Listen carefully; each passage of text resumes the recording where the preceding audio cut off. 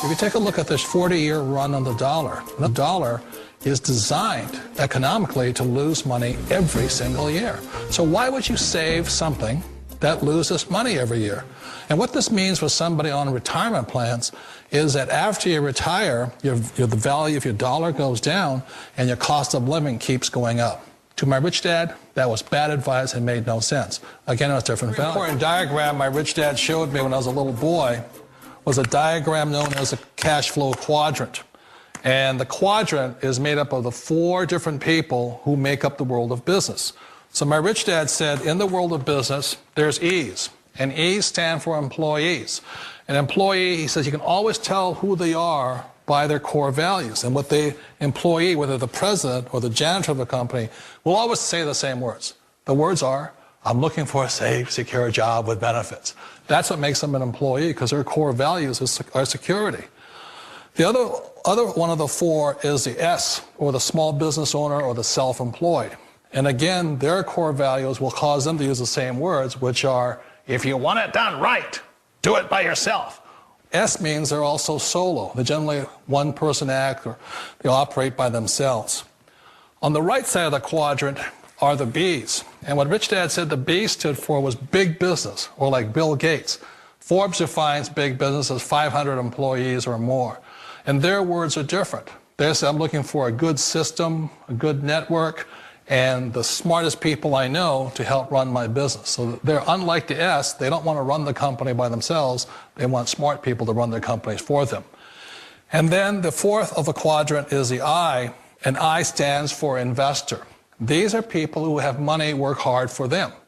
These people are people who have people work hard for them. And these are the people that work hard for the rich here.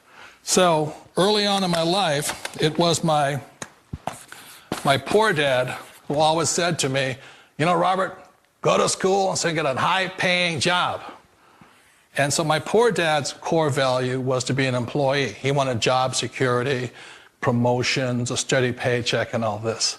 And so it was my rich dad who said to me, he says, you know, Robert, if you really want to be rich, learn to build businesses. It made more sense to him to work hard to build a business, something you owned, and something you could pass on for generation to generation to your kids. Whereas my poor dad said, work hard, but my rich dad said, why would you work hard for something you'll never own and you can get fired from right away? Again, that was the difference in values. So my rich dad suggested I learn how to be a business owner and learn how to be an investor. And that's one of the big differences. On this side of the quadrant, these people here work for security. They work for money also. On this side over here, their key value that they want is they want freedom. Hi, my name's PJ, and welcome to our short presentation. Have you ever wondered how the rich keep getting richer while broke people stay broke and the middle class seems to be shrinking? Well, this isn't nearly as mysterious as it may appear when you examine the specific differences in how broke people, the middle class, and the rich spend their money. Now, this is such a simple concept, yet so profound, it nearly knocked me out of my chair when I finally understood it. I'm going to show you exactly how the rich spend their money, and you can evaluate for yourself why they keep getting richer and the broke keep getting broker, and why the middle class remains so stressed out. Now, to get started, I'd like to review some financial terms we'll be using during this presentation. The terms that you need to be familiar with are cash flow, which means money you bring in, expenses, which means money you spend, assets. Now, this is the most confusing one. You're probably familiar with the traditional definition of an asset, which is something you own or have equity in.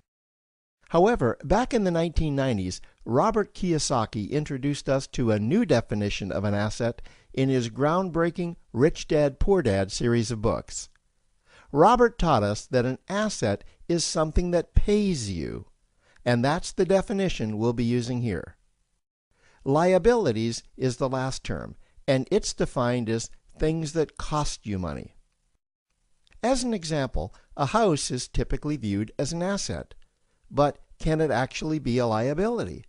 Yes. With our revised definition, Anything that costs you money is a liability, not an asset.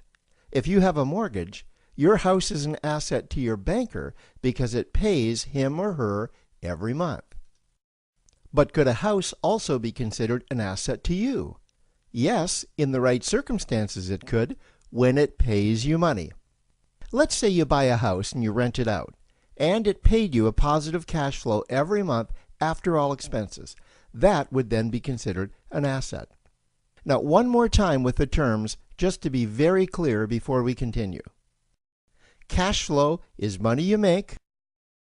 Expenses, that's money you spend. An asset pays you, and a liability costs you. Now let's take a look at how broke people spend their money. Now, when I say broke people, I'm not referring to the destitute.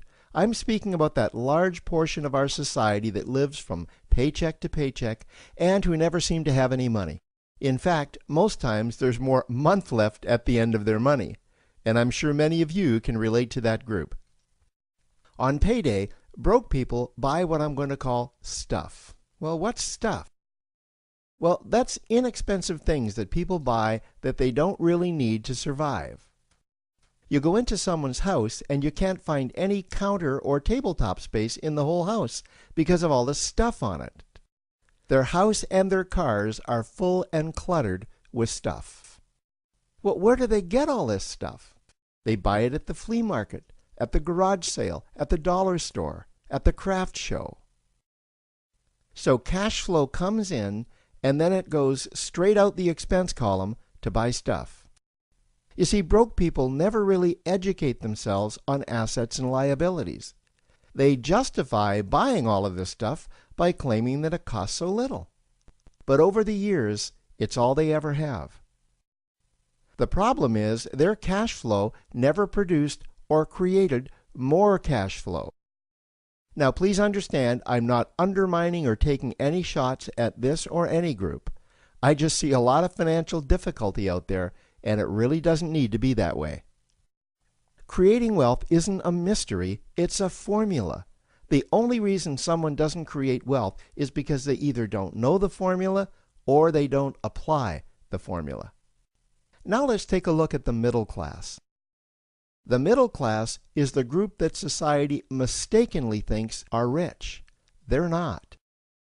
Yes, they typically earn a six-figure income, and many of them appear rich, but it's what they buy with their money that keeps them prisoners of the middle class.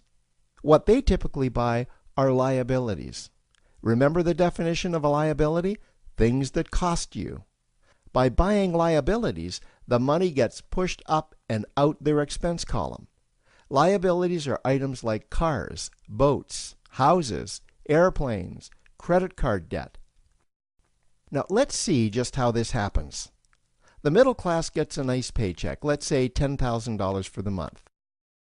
They then split that down the middle and they pay their monthly expenses with half, and with the other half, they make a down payment on a new car.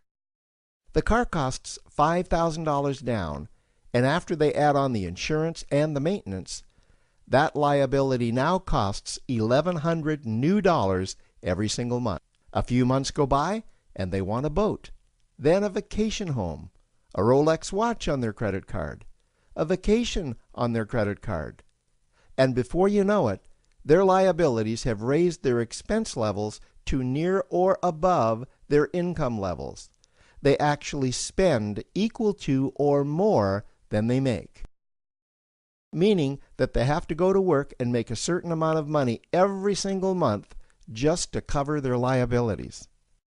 The other important issue with both broke people and the middle class is that normally all of their cash flow is dependent on their own effort, meaning that they've educated themselves to exchange their knowledge and expertise for someone's money.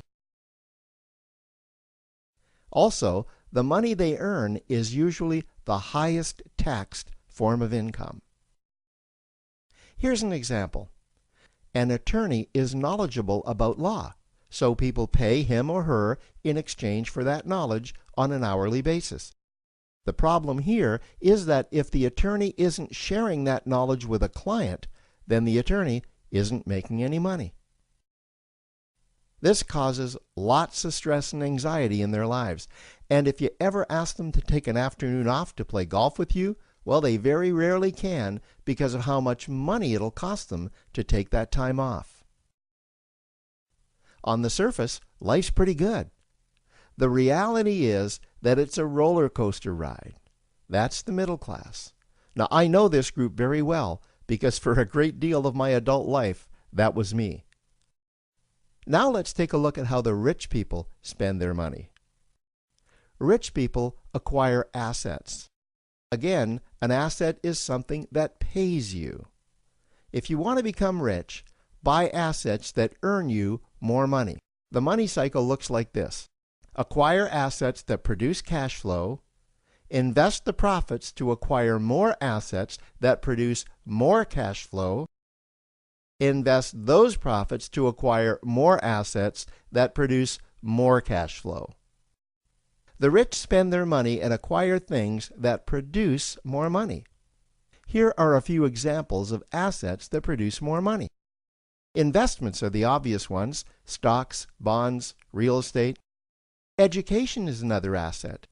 If you learn how to do something that produces more money for you and you actually do it, that's buying an asset. There's a great quote that goes, "If you think education is expensive, you should see how expensive stupidity is." Another example of assets you can acquire that pay you are cash-generating opportunities, especially those opportunities that can create a passive cash flow. Passive meaning that once you build it up, the money continues to flow whether you're still building it or not. Here's a small example. Let's suppose you bought a pinball machine and you put it in a barber shop, and you don't spend any of the profits. You save them until you can buy another pinball machine and put it in another barber shop. This, by the way, was Warren Buffett's first business. If you don't know who Warren Buffett is, he's one of the top 2 richest men in America.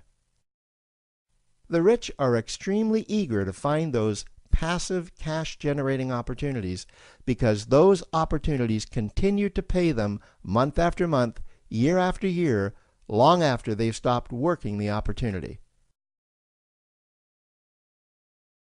You know, I see this happen again and again with successful entrepreneurs. They find a passive cash flow stream that they build up, and it continues to pay them month after month, year after year. They then take those profits and multiply them in another passive cash-generating opportunity, and then again in another. In conclusion, here's what I've learned over the years. You can't find these passive cash-generating opportunities unless you're open to hearing about them.